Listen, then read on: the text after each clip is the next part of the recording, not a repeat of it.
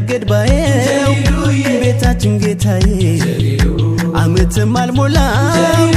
ዳግም ከታደሰ ምን ገባ በድንገት ጎጆአችን ፈረሰ ወቅትም አላለፈው አረዘመ ጊዜው ኢላሂ አንተ ያ ረቢ ኢላሂ አንተ ያ ረቢ ኢላሂ አንተ ያ ረቢ